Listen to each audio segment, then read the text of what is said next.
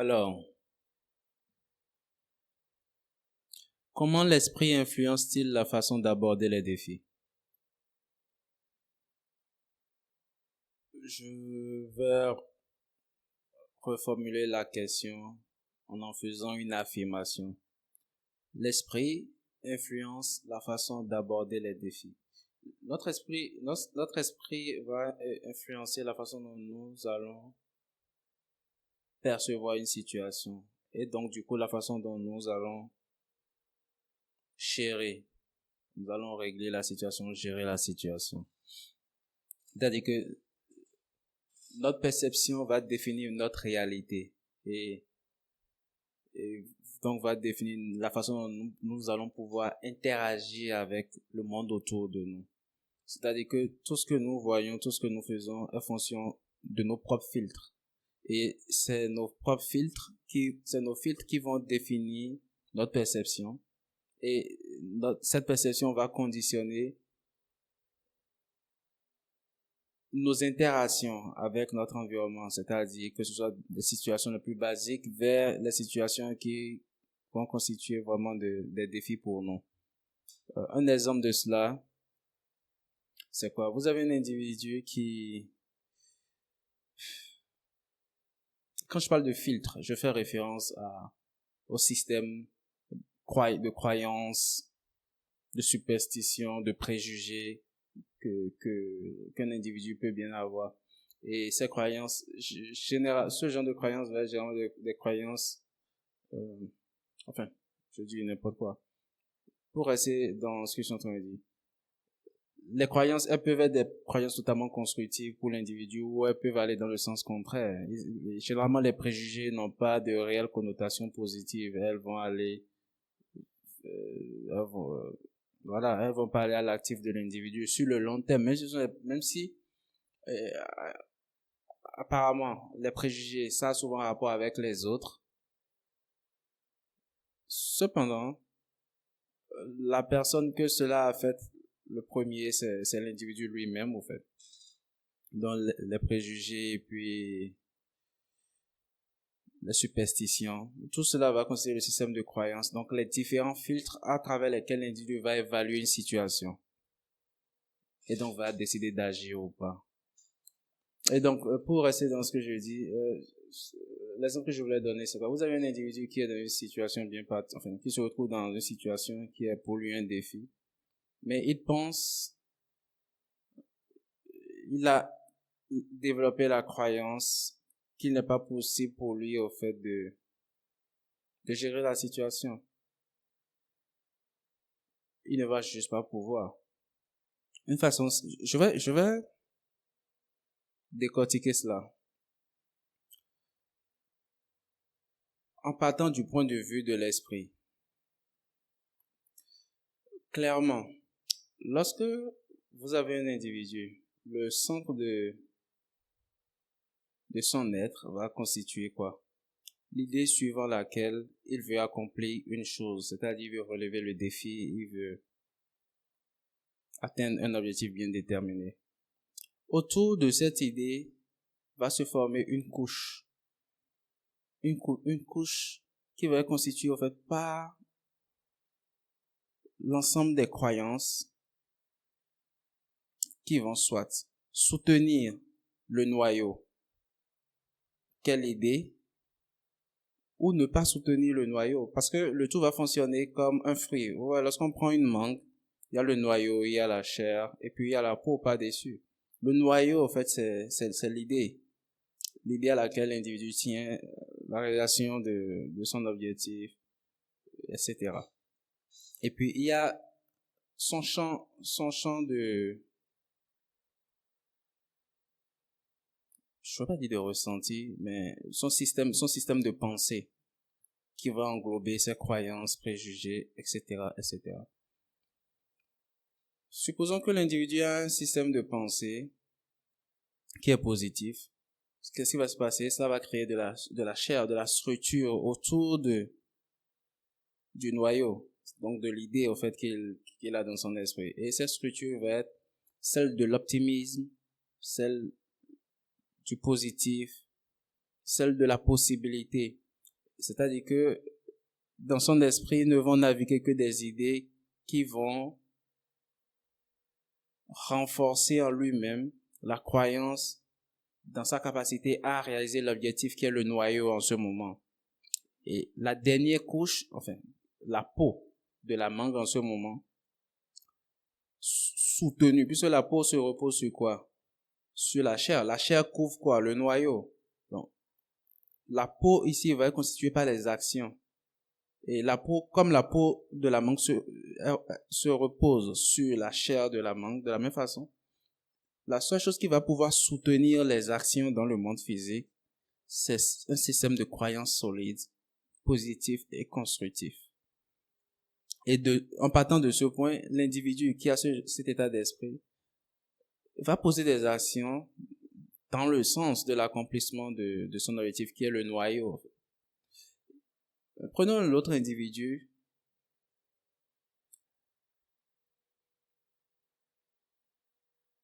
qui a le même noyau, d'accord, mais qui, par contre, va avoir un système de pensée qui va aller dans le sens contraire. Supposons beaucoup de doutes, pas de croyance en soi, etc. Un état d'esprit négatif, des peurs. Cet état d'esprit, ce système de pensée que l'individu va entretenir, va faire que l'individu, je crois que j'ai abordé ce point, peut-être d'une autre façon, j'ai abordé ce point dans un autre épisode. L'individu va se trouver dans une position où il va avoir une paralysie. Psychologiquement, il va juste être figé. Il va juste être figé et cela va le retenir de poser des actions. Donc, il ne pourra pas avoir de la peau sur sa mangue parce que son état d'esprit ne serait pas favorable à la prise de risque, au fait de poser des actions ou pas. Et donc, l'état d'esprit va influencer la façon d'aborder les défis. Cela va influencer si nous pensons que nous en sommes capables, dans quelle mesure nous en sommes capables, si nous allons faire preuve d'imagination, etc. Notre perception, écoutez, dans n'importe quelle situation, il faut comprendre que la situation en elle-même n'est pas le plus important. C'est la façon dont nous décidons de la percevoir. C'est ça le facteur le plus important. Parce que la situation peut être la même pour tout le monde. Mais on devine quoi? C'est la façon dont nous décidons de la percevoir qui va décider de la façon dont nous allons l'aborder. Je parle bien de la façon dont nous allons décider de la percevoir. C'est nous qui décidons de la façon dont nous percevons la situation, indépendamment de comment la situation se présente. Indépendamment de la façon dont la situation se présente. Je me rappelle un peu dans le film comment il s'appelle le gars là? Le basketteur là. Michael Jordan, Def Jam. Où, bien sûr, c'était contre, voilà, les animés, comment on appelle-t-on les trucs? Genre c'était des petits animaux, mais sous forme d'animés, etc. Et il y avait les géants monstrueux qui martyrisaient les plus petits pendant longtemps. Mais à la fin, c'est très vieux dans mon esprit, il y a super longtemps. Cette histoire doit remonter à au moins 15 à 20 ans déjà. C'est vraiment vieux dans mon esprit. Mais il me semble que vers la fin du film, les petits n'étaient plus géants. Pardon, les petits sont devenus géants, ou c'est les géants qui sont devenus petits. Les monstres géants sont devenus tout petits en termes de taille par rapport aux petits, ou c'est le contraire, soit c'est les petits qui sont devenus plus grands que les supposés géants d'avant, en fait. Quand on dit géant, c'est par rapport à eux. Mais ils étaient sur le terrain de basket, et puis les anciens, enfin les monstres, ceux qui martyrisaient les autres, bien que étant devenus plus petits en taille, ils faisaient toujours preuve de présence et d'agressivité. Et les autres, bien que plus grands en taille, etc., ils étaient tout autant effrayés. Ils étaient tout autant effrayés. Et puis, je sais plus, il me semble que c'était Michael Jordan qui leur demandait, voilà, pourquoi vous êtes effrayés? Et ils ont rappelé que, bon, voilà, les autres, elles ont toujours martyrisé. Et il leur a rappelé que, mais ouais, mais à l'époque, vous étiez tout petit et ces gars vous martyrisaient. Maintenant, c'est vous les géants de l'histoire. Et c'est là qu'ils ont pris conscience au fait de, OK, notre condition n'est plus la même. Et là où je veux en venir avec cette histoire, c'est quoi? C'est-à-dire que même si vous êtes un géant, si dans votre esprit vous vous sentez petit, vous allez réagir comme tel. Ça va être un facteur super limitant. Il y a une autre histoire encore un peu plus intéressante. C'était un anime qu'on faisait toujours relativement dans la même période. Je crois que je sais pas c'est quoi le nom, Caroline et ses amis, un truc comme ça, qui passait sur la chaîne nationale. Et où c'était une jeune fille voilà, elle traînait avec des chiens et des chats, un truc comme ça. Les chiens et les chats parlaient, bien évidemment. Sinon, ce ne serait pas un anime. Et je crois parmi eux, il y a un qui s'appelle Proof. C'est le plus taré d'entre eux. Il y a un qui est, voilà, gentleman, etc. Et chacun avait une personnalité bien particulière. Et je crois que dans l'épisode, il se passait un truc. Ils étaient allés à la plage, ou en tout cas, ils étaient allés en pique-nique, un truc bizarre comme ça. Et le dénommé prof s'était mis à l'eau et il avait commencé par crier au secours, je sais pas nager, enfin, je me noie, au secours, sauvez-moi, sauvez-moi. Et il se noyait, mais il pataugeait, etc., il criait. Et puis, il y a un autre chien qui reste là, qui lui dit, mais non, prof, tu as pris des cours de natation les vacances dernières. Et puis, prof qui reste là et qui se dit, ah oui, c'est vrai, j'avais oublié, et qui commence à nager. C'est tellement ridicule que cette scène ne m'a jamais quitté l'esprit. Et donc, l'idée, c'est quoi? C'est que notre perception de la situation ne va pas changer, mais littéralement, la façon dont nous allons la voir va déterminer vraiment la façon dont nous allons décider de l'aborder. Ce sont des exemples qui n'ont rien de réel. Cependant, cela se traduit bien dans nos trucs au quotidien. D'accord. Ça se traduit très bien dans notre quotidien. Et toujours pour illustrer le point, j'ai une autre, c'est encore et toujours des histoires, bien que celle-ci aussi n'est pas un scénario réel. Quoi, il y a des scénarios réels. Euh, c'est l'histoire je pense que un certain nombre de personnes auraient connaissance de cette histoire. C'est un homme qui a eu du succès,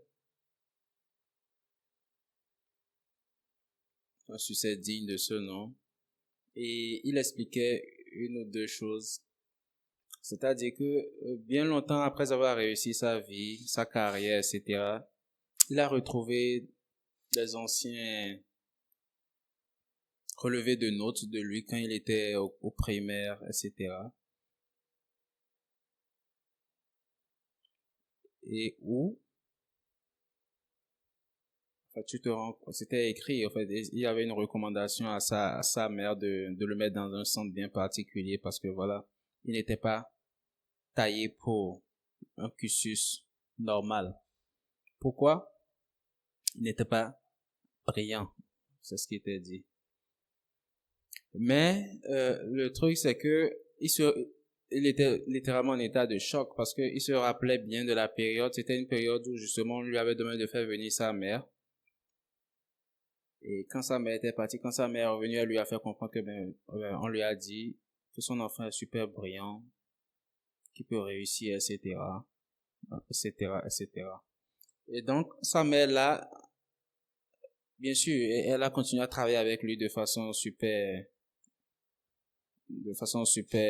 organisée pour qu'il justement réussisse. Mais elle a veillé à lui dire, à lui faire comprendre que, ok, pour ton école, pour les responsables de ton école, voilà, tu as du potentiel, tu peux réussir, etc. Et l'enfant est resté dans cet état d'esprit-là et a donné le meilleur de lui-même parce qu'en ce moment, il y a une attente plus juste de sa mère, mais aussi au fait de, voilà, des personnes, des, des figures que ce dernier respecte. Et donc, du coup, l'enfant s'est défoncé et il a éventuellement réussit ce parcours, réussit dans la vie. Il y a une autre histoire du genre, toujours un individu qui, lui, il avait, je sais plus c'était à quel genre d'examen il avait fait. C'était un truc national, un truc bizarre, ou c'était pour son Q, sur un truc de QI. Ça, c'était un truc, enfin, dont le résultat était plus ou moins déterminant pour la suite de son existence. Et on lui avait envoyé un résultat, je crois que c'était un truc en rapport avec le QI. Et avec une note qui le classe au-dessus de la moyenne de la population en termes de capacité intellectuelle. D'accord? Et bon, évidemment, dès que tu as su une information, tu te sens plus.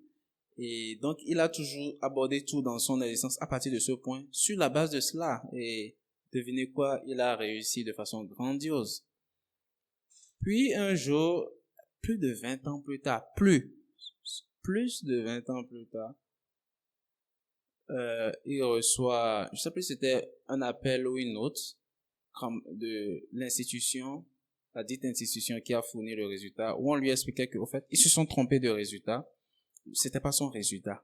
C'était le résultat, c'était le résultat de quelqu'un d'autre qu'on lui avait filé.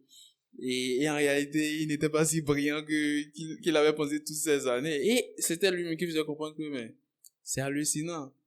Parce que le résultat qui est sien, quand il le regarde, il ne se reconnaît pas, dans le sens où c'est le genre de résultat qui, tu n'as pas intérêt à te montrer dans la cour, quoi. C'est le genre de résultat où il n'y a pas moyen que l'individu se pousse des ailes et se dise qu'il est capable de ce n'est pas quelque chose de, c'est pas quelque chose de super médiocre, mais c'est pas quelque chose de super brillant non plus.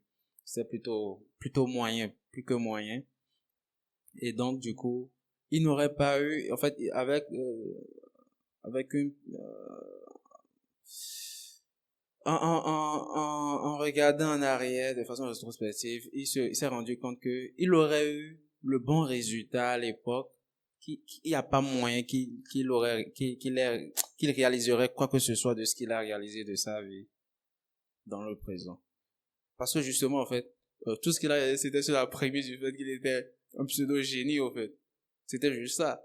Et donc, oui, notre état d'esprit influence toujours notre façon d'aborder les défis, notre façon d'aborder notre existence.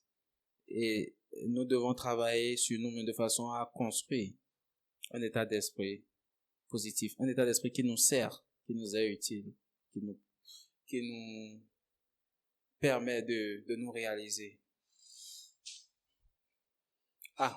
La question précédente me mâche sur la langue. Comment cultiver un état d'esprit positif? Ok.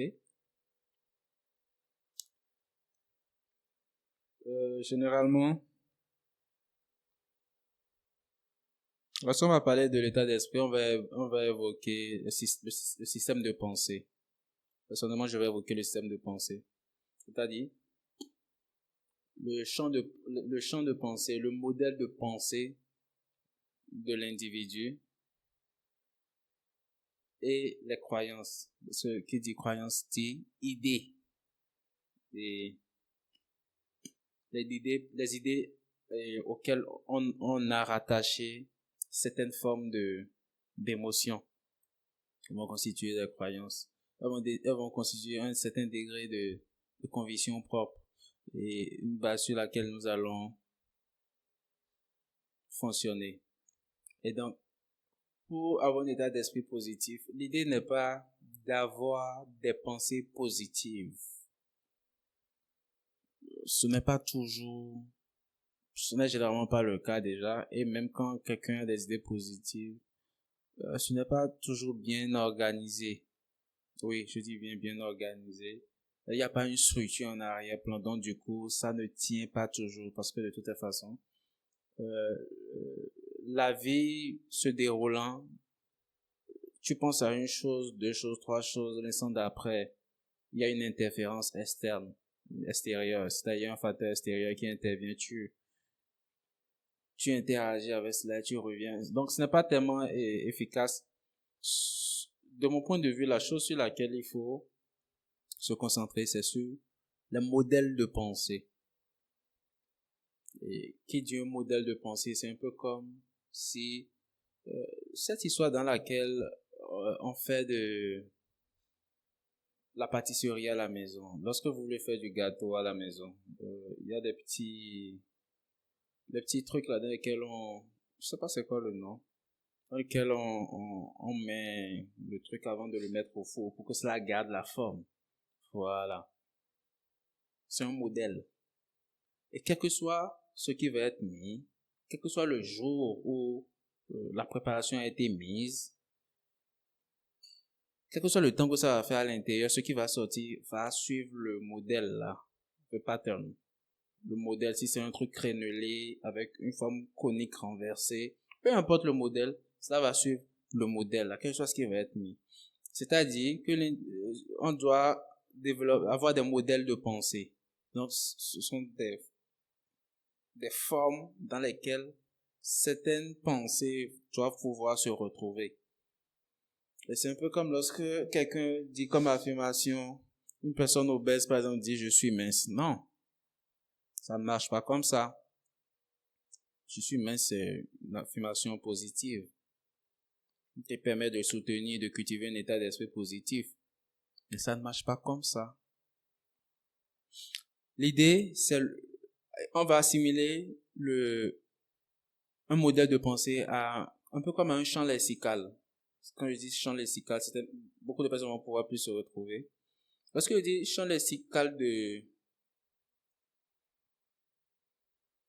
récolte, par exemple, on va citer champ, on va parler champ, on va dire paysan, on va dire, si tu veux, cultivateur, etc. On va dire on va dire semence, on va dire moisson, on va dire saison, etc.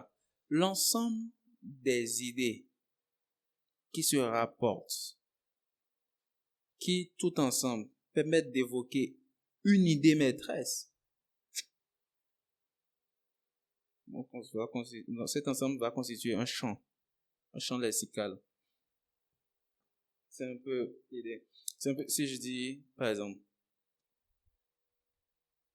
guerre, enfin, c'est un peu dramatique. Disons quelque chose de plus intéressant. Si je dis famille, par exemple, champ lexical de famille, on va parler de famille ou foyer. On va parler de maison, de père, de mère. On va parler d'enfants. On va parler de frères, etc., etc. Dès qu'on évoque ces concepts-là, le premier repère que cela évoque dans notre esprit, c'est la famille. Donc, il en va de même, en fait, de modèles de pensée, c'est-à-dire un ensemble d'idées qui auront un repère commun. Un ensemble d'idées qui auront un repère commun. Et donc, l'individu qui est obèse, ce n'est pas je suis mince, c'est l'ensemble d'idées qui aura comme repère ce que la personne veut réaliser. Même si c'est juste qu'elle veut être mince à la fin, elle veut avoir son physique idéal à la fin. Ce n'est pas juste la pensée, c'est l'ensemble de pensées. Et dans ce cas, ça peut constituer un certain nombre de choses. Maintenant, je mange de plus en plus sain. Je m'exerce quotidiennement. Je m'arrange pas tout le temps en mouvement. J'aime être en mouvement. Je sais que c'est possible pour moi de manger bien et de manger sain, de manger équilibré. Je sais que c'est possible pour moi d'être tout le temps en mouvement, d'aller à la salle de gym. Je peux prendre plaisir, je prends plaisir à être à la salle de gym, à faire du mouvement, etc. Et on se rendra bien compte que progressivement, en fait, ce champ lexical va correspondre au champ lexical de quelqu'un qui commence à faire attention à son propre bien-être. Pas le champ lexical de quelqu'un qui est mince, mais au champ lexical de quelqu'un qui commence à faire attention à son propre bien-être, qui est intéressé, qui investit dans son propre bien-être. Et éventuellement, quelqu'un qui est en parfaite santé et qui a son physique idéal, c'est littéralement ce que la personne fait. La personne ne fait pas forcément n'a pas forcément en idée. Quelqu'un qui est normalement physiquement bien constitué n'a pas en idée, je veux rester mince ou je suis mince, mais non. Je fais ce qui est juste et bon pour mon corps. Parce que j'aime mon corps, je m'aime, mon corps fait partie intégrante de moi et il va me suivre tout au long de mon existence. Donc je prends soin de lui du mieux possible, etc. Quelqu'un qui s'occupe de son bien-être, de sa santé au quotidien, voilà le genre d'état d'esprit que l'individu a. Et donc, du coup, cette personne qui est obèse, avec le même état d'esprit, c'est du pareil au même. Et elle aura développer le même état d'esprit sans avoir à se dire je suis mince. Parce que ce n'est pas ça qui fera l'affaire. Mais c'est toutes ces autres idées qui vont soutenir des actions éventuellement ou qui vont valider des actions. C'est tout ce nombre d'idées là en fait qui va le permettre. Et donc, son système de croyance va être construit sur la base au fait de ces modèles de pensée. Sur la base de ce modèle de pensée, cette personne va développer son système de croyance aussi. Parce que, au-delà de ces idées, elle va y rattacher, en fait, certaines émotions. Et cela va devenir, en fait, à un certain degré, donner sa propre conviction, etc. Vous voyez? Et éventuellement, elle va se retrouver à, à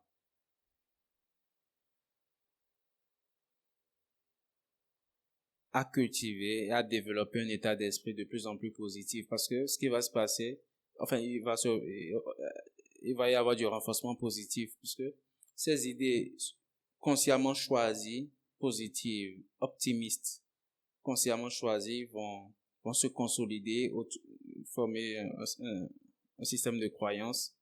Ces modèles de pensée vont se considérer former un modèle de croyances qui vont soutenir des actions qu'elle va poser.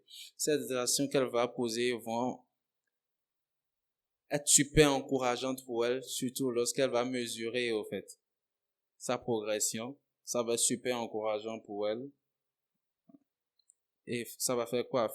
Feedback positif. Renforcer les idées positives qu'elle a. Donc, lui permettre de cultiver encore plus ces idées positives. Ouais, je savais que c'était possible. Je l'ai fait. J'ai atteint tel objectif. J'ai perdu tel nombre de kilos. Je suis sur la bonne voie. Je sais que c'est possible. Je suis la preuve que c'est possible. Beaucoup disent cela. Je suis la preuve que si je l'ai fait, c'est que n'importe qui peut le faire. Ou si telle personne l'a fait, je peux le faire. Et lorsqu'elle elle le réalise, on passe le flambeau. Si je l'ai fait, vous aussi vous pouvez le faire, etc. C'est juste montrer le champ de possibilités. Et c'est le genre d'idée qu'il faut avoir dans l'esprit. Ça ouvre, ça nous permet de nous donner le droit de poser des actions. C'est un appel à l'action. C'est un appel à l'action. Et cela fait que l'individu va cultiver un état d'esprit positif. L'état d'esprit positif est d'autant plus facile. Bien sûr que ce n'est pas l'objectif, mais il est d'autant plus facile à cultiver qu'il est soutenu par des actions.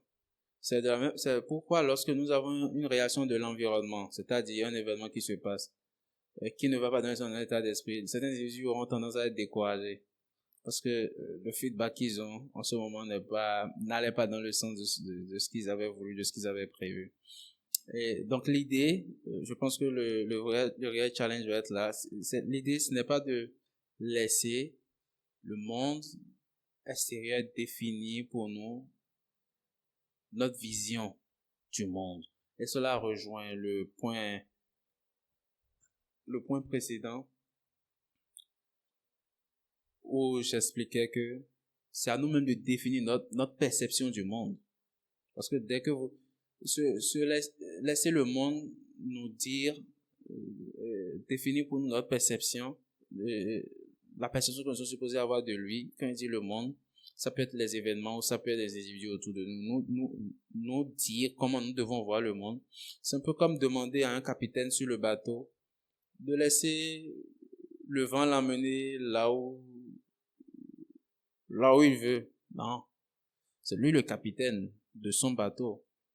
le vent, il le sent passer, il le voit passer, etc. Enfin, il ne le voit pas, mais il est pleinement conscient, en fait, du vent. Et il manage son navire en fonction, mais de façon à garder le gouvernail axé sur le port vers lequel, en fait, dans lequel il veut arriver. Donc, l'idée est la même. Ce n'est pas au courant marin de vous donner votre destination, parce que les courants marins vont vous balloter de gauche à droite. Vous allez errer à jamais sur les flots. Et ce n'est pas les vents marins qui vont faire mieux. Les vents sont favorables pour tout le monde. Disons-le comme ça. On se le dit comme ça. Mais ce qui va pas changer, c'est la vision, en fait, du capitaine. C'est la seule chose qui va lui permettre de pouvoir demander, de pouvoir diriger son personnel, ses matelots, comme il faut, de façon, il tient à son niveau, en fait, le compas pour la bonne direction, sa boussole, etc. Il a la responsabilité, indépendamment des vents, indépendamment de tornades en pleine mer, indépendamment de tout, d'amener tout le monde à bon port, c'est-à-dire de ne pas se laisser définir. Parce que les autres, supposons qu'il y ait des civils quand je dis des civils, bon, je dis des personnes, des personnes qui ne font pas partie du personnel sur son navire, genre juste des voyageurs sur son navire. Le simple fait de voir des vagues géantes, etc., ça ferait paniquer plus d'un. Ils sont perdus, etc. Là. C'est le même événement, mais faut deviner bien que le personnel du bateau et son capitaine vont garder un air sérieux qui va avoir un certain degré de sérénité. Hein? Ils vont garder un air sérieux et concentré sur les actions qu'ils sont en train de poser. Pourquoi? Pour naviguer les grosses vagues et rester à flot et toujours garder le cap. S'il faut, voilà, quand il le faut, mais l'essentiel c'est quoi qu'il arrive,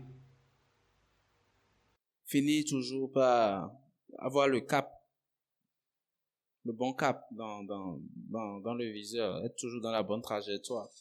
Donc c'est littéralement ça, ne pas laisser les événements ou les individus nous dicter la perception que nous sommes supposés avoir.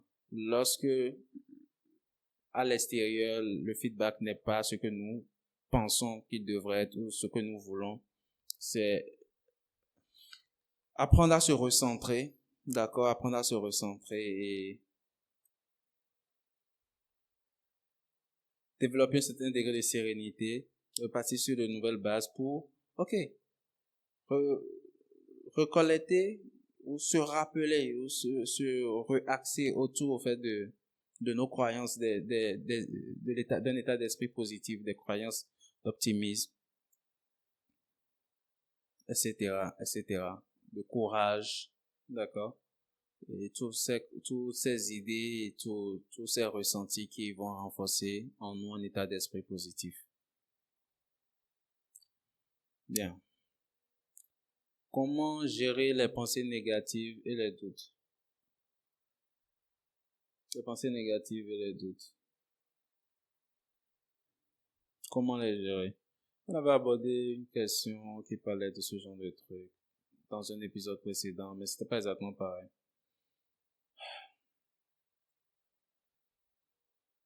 On peut faire long et on peut faire court pour la réponse.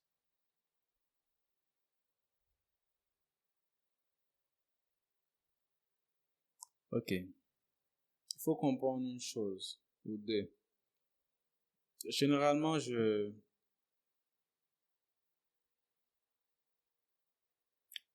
tout à l'heure, quand on faisait truc là, on parlait bon, je crois que à certains moments, j'ai parlé de pensée positive, mais c'est généralement, je n'aime pas trop utiliser les expressions pensée positive, pensée négative, puisque justement, elles peuvent ne pas être de bons pointeurs sur ce qu'il faut vraiment regarder. Ce que j'essaie de dire, c'est quoi? Ce que nous appelons pensée positive, ok, n'est pas forcément aussi positif que cela. Ce que nous appelons pensée négative n'est pas aussi négatif que cela. Je m'explique. Vous avez un voleur professionnel.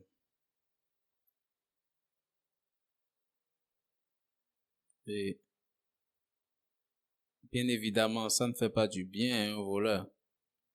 Mais devinez quoi, lui aussi, il fait du développement personnel.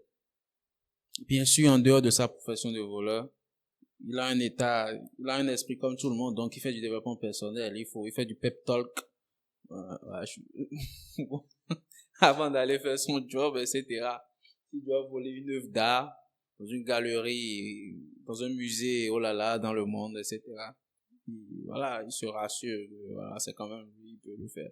Bref, ce que je voulais dire, c'est quoi? Lorsque le voleur se met là, il faut qu'il croie que ce soit possible pour lui de le faire sans se faire attraper, sinon il n'oserait pas. Il compte sur le fait qu'il ne se ferait pas attraper. Et donc, quel est le genre de croyance que cet individu a adopté? C'est, je sais que je m'en sortirai toujours.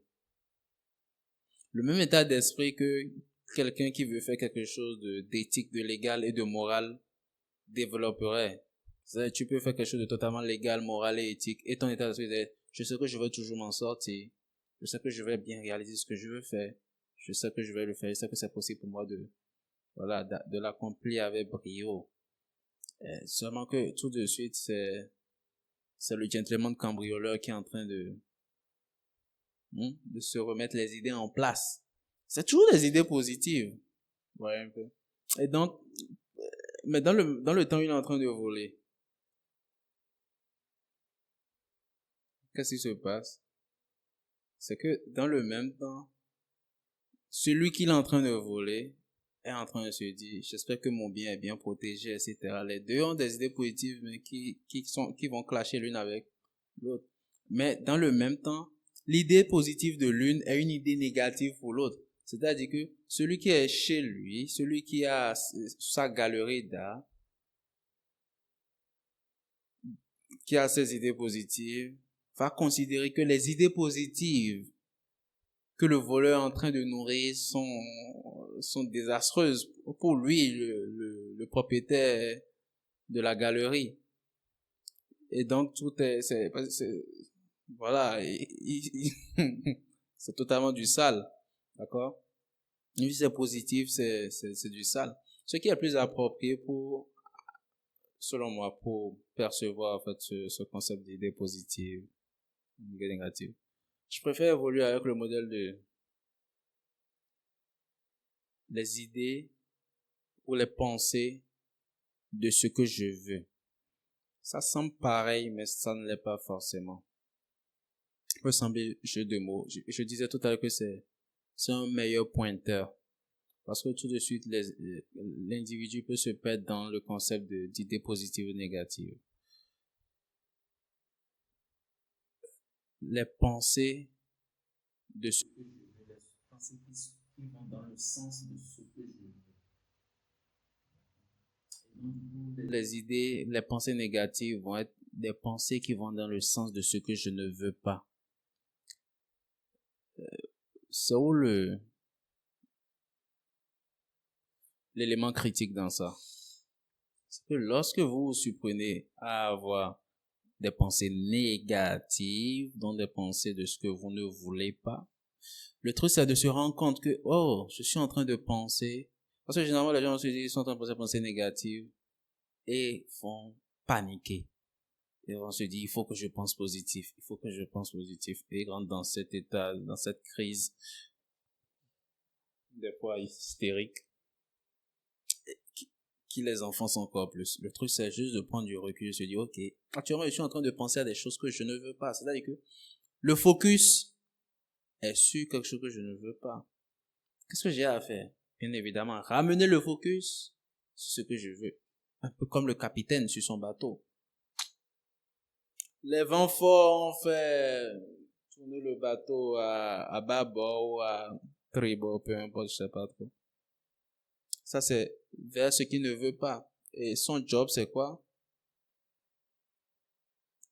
S'il est timonier aussi, c'est de tourner son truc dans le bon sens, de façon à changer la direction du gouvernail, de façon à ce que le bateau soit maintenant réorienté dans la direction de la destination que lui il veut, dans le sens de la destination que lui il veut.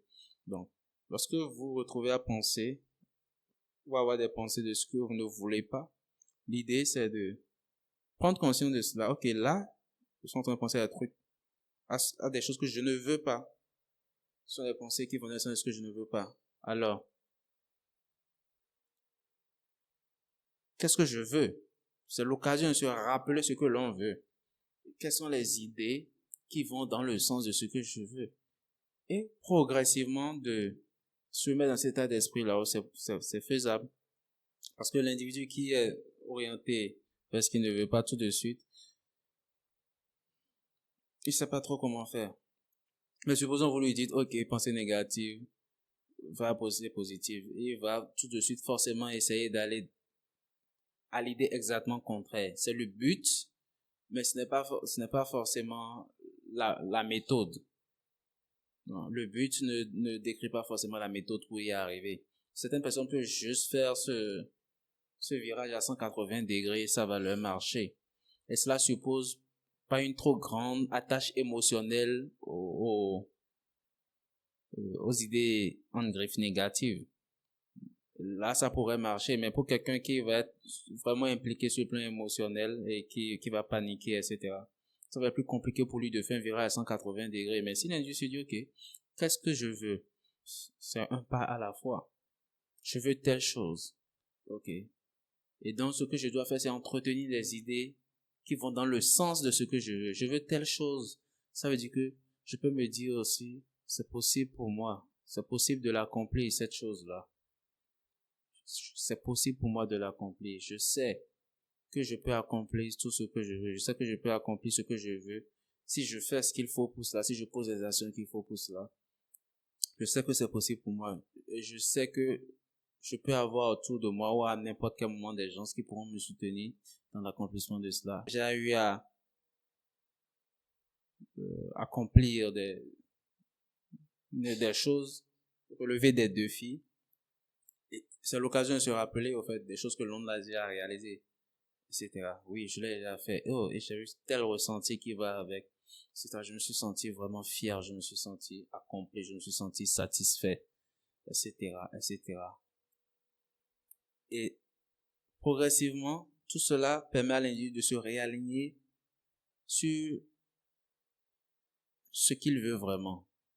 Et devine quoi? Il développe donc un état d'esprit, un champ de pensée, un champ lexical de pensée, d'accord, qui va dans le sens de ce qu'il veut.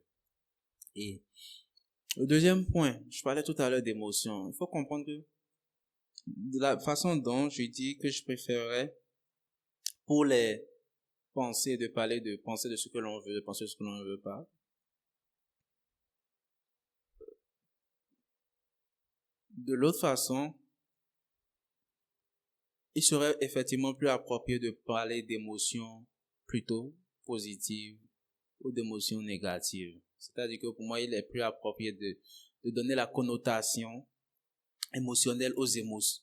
La connotation polaire, c'est-à-dire en termes de polarité positive ou négative, aux émotions plutôt que aux pensées, parce que les pensées sont ce qu'elles sont. La même pensée chez le voleur, c'est la même pensée chez le propriétaire de la galerie. Pourtant, l'un va avoir un rejeton positif et qui va être un rejeton positif pour l'un, qui va être négatif pour l'autre, et l'un va avoir un rejeton négatif. Parce que les idées du propriétaire de la galerie vont aller dans le sens de que n'importe quel voleur se fasse arrêter. Ça, c'est trop négatif. Du point de vue de politique négative, c'est le genre d'idée que monsieur le voleur ne digérerait pas du tout. On se suit un peu. Et donc, mais ce qui va pas changer dans cette dynamique de pensée, c'est que il y a les idées que l'on veut, les idées que l'on ne veut pas. Cependant, du point de vue des émotions, je pense que nous sommes tous unanimes sur ce qui est des émotions. C'est-à-dire que la joie demeure la joie, la émotion positive. Et puis, le panel, la satisfaction, la fierté, etc. Toutes ces émotions-là vont indépendamment des individuels positives. Et nous avons celles dans le sens descendant, d'accord, d'émotions, etc. Donc, la façon de gérer les pensées négatives, les pensées de ce que l'on ne veut pas, c'est de faire ce travail de prendre du recul, d'accord, de réaliser que, en fait, ces pensées dites négatives sont juste ces pensées de ce que l'on ne veut pas. Et généralement, cela peut supposer aussi que l'on a perdu de vue ce que l'on veut. Parce que l'individu peut être en train de paniquer à cause d'un événement extérieur, etc. Et donc, du coup, la confusion, war fog, sur le coup, la personne ne voit plus bien, il y a du brouillard psychologique, elle ne voit plus bien, elle panique, etc. Donc, de ramener la balle à la terre, et ok, tout ça, c'est ce que je veux pas. C'est ce que je veux pas. Même si la personne est en train d'évoquer des choses qui pourraient arriver et qui lui font peur. C'est généralement des choses qu'elle ne veut pas. Et ça, tout ça, c'est des idées de ce que je ne veux pas. Alors, qu'est-ce que je veux? Première chose que je veux, c'est réaliser l'objectif. On est d'accord. La deuxième chose que je veux, c'est, c'est, c'est quoi les idées, d'accord, qui vont dans le sens de ce que je veux. Et c'est les choses que je dois essayer de me rappeler, que je dois essayer de me cultiver que je dois essayer de cultiver à cet instant-là pour créer autour de ce noyau de ce que je veux suffisamment de chair.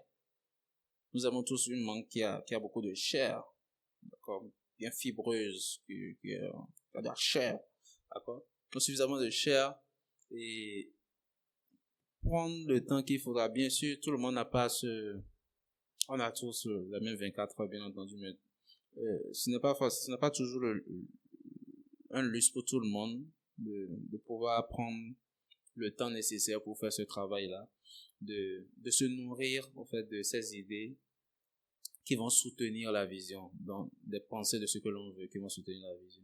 Et cimenter tout cela avec des ressentis les ressentis appropriés, de cimenter tout ça. Et pendant qu'on est occupé à cela, euh, à se réorienter dans le sens que l'on veut, progressivement, se décale de ce que l'on ne veut pas. Il en va de même pour les doutes. Les doutes, les pensées négatives vont très souvent cheminer ensemble. Et la seule façon de guérir de tout ça, après le travail, là, qui est mental, c'est le mouvement. Bon, quand je dis après, ce n'est pas forcément dans ce sens-là. C'est-à-dire que, en cas de doute, en cas de, dans n'importe quelle situation, que vous soyez super positif ou pas positif, ça n'a pas d'importance. Soyez toujours en mouvement. Faites souffrir le corps. Quand on dit souffrir, ce n'est pas le verbe propre. Ce n'est pas un verbe propre et adapté à la situation en ce qui me concerne. Dans un autre contexte, je peux expliquer pourquoi je le dis. C'est-à-dire, ressentez de la douleur. Soyez en mouvement, même s'il n'y a pas de la douleur, c'est pas grave. Mais s'il y a de la douleur, c'est encore mieux. C'est-à-dire, vous pouvez aller en salle, prenez des trucs, d'accord? Sentez de la douleur. Permettez-vous de vous ancrer dans maintenant. De vous déconnecter au fait de ce champ de pensée.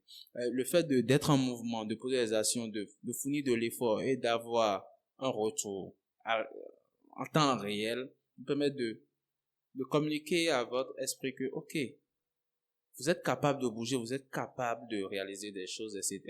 Et tout de suite, ça vous permet de mitiger un peu la pression qui vient avec le champ de pensée négative et les émotions associées. Et ça vous donne aussi le temps de mettre de l'ordre dans vos idées. Personnellement, Lorsque je vais à la salle, pour dire vrai,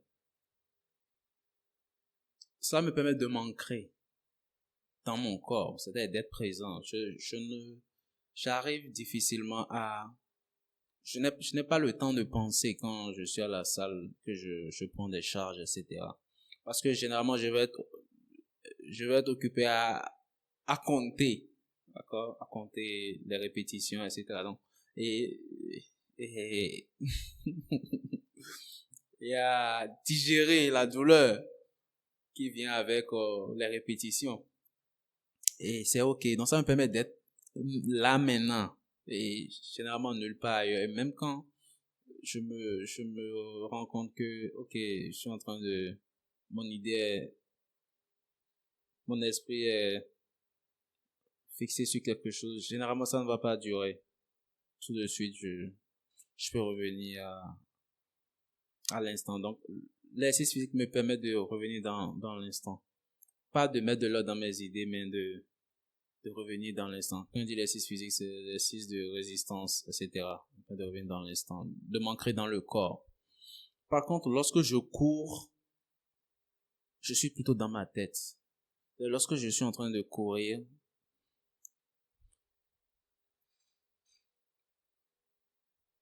c'est l'occasion pour moi de mettre de l'ordre et de la structure dans mes idées, de me répéter mes modèles mentaux, etc.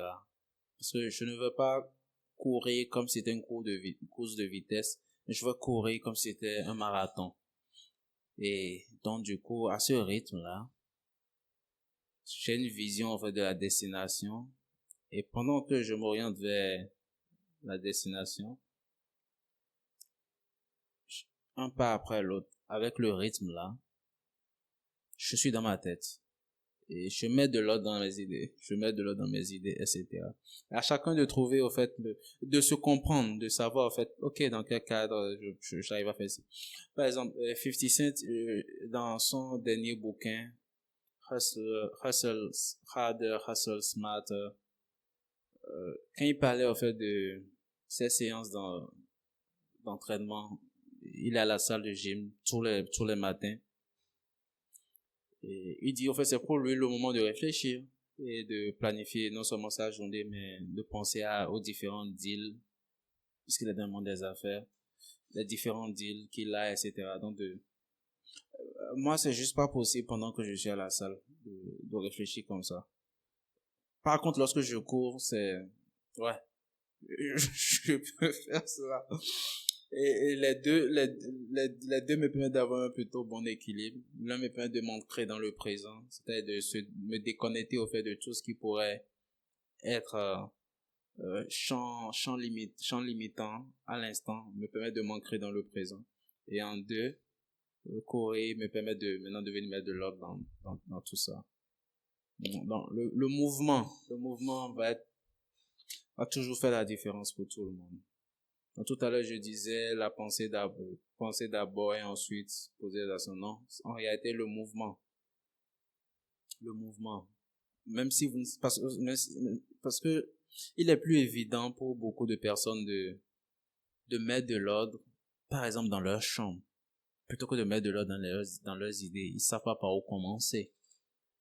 Donc, le fait juste d'être en mouvement, c'est quelque chose d'aussi banal que, ok, tout est propre, etc. Mais je veux quand même nettoyer encore un peu la poussière. Le fait d'être en mouvement, ça fait déjà la différence. Deux, je parle pas de ce mouvement. Le vrai mouvement de s'agit, sortez, courez, sortez, allez à la salle de gym et faites de l'effort, effort physique. Mettez-vous à une activité qui va vous faire transpirer, qui va vous faire... Et si vous avez une salle où vous faites des arts martiaux, allez-y, juste soyez dans la dynamique salle de boxe, etc. Allez-y, tant que vous êtes dans cette dynamique et éventuellement vous allez trouver le moyen de mettre de l'ordre on se rendra bien compte que euh, celui qui est en train de bosser, il se dit, j'ai pas envie d'être cogné, j'ai pas envie d'être cogné. C'est une phrase négative. Bon, Ce n'est pas une pensée négative, mais c'est une phrase négative quand même. Mais il a oublié de se protéger, etc. Mais le fait est que ça lui permet il doit penser à ce qu'il veut. Je veux être bien protégé, etc. Et voilà. Faut juste le faire. Faut juste le faire. Pas se poser des questions. Les questions, c'est généralement d'autres, quoi. Quand il faut poser des actions, on se pose mille et une questions. Et on peut surtout avoir des préjugés de cette situation. Et ces préjugés vont nourrir les doutes ou vont juste être suffisants pour nous décourager. Et l'idée, je pense que ça peut être, suivant les individus, plus délicat de gérer ce genre de scénario de préjugés, parce que souvent les préjugés comparativement aux doutes, comment le dire, comparativement aux pensées négatives qui ont une approche directe, les doutes et les préjugés semblent légitimes.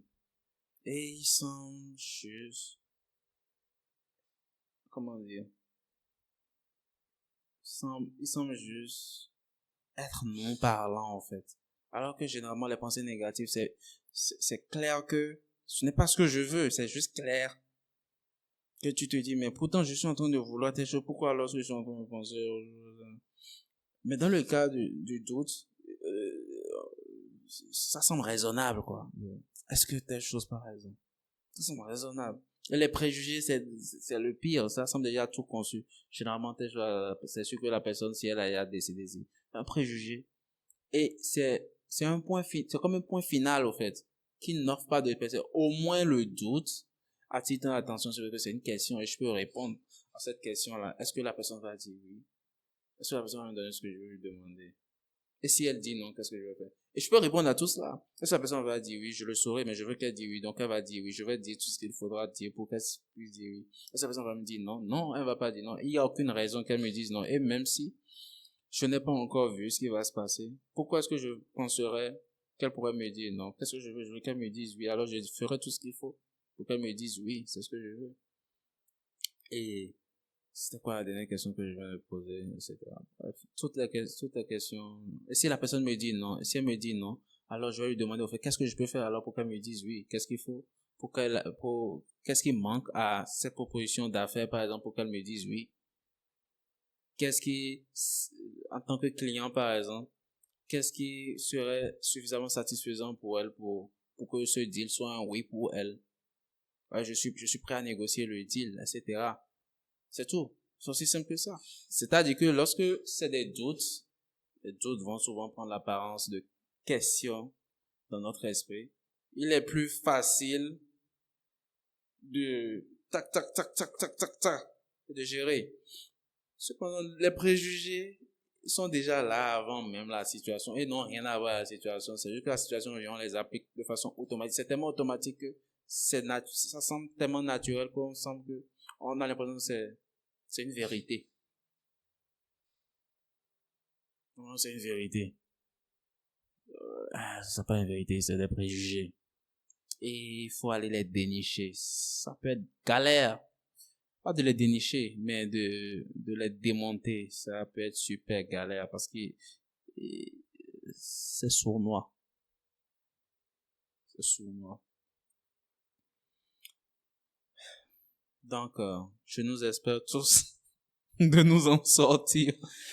Parce que voilà, c'est littéralement comme je l'ai dit, c'est même pas la peine d'aller chercher autre chose, quoi.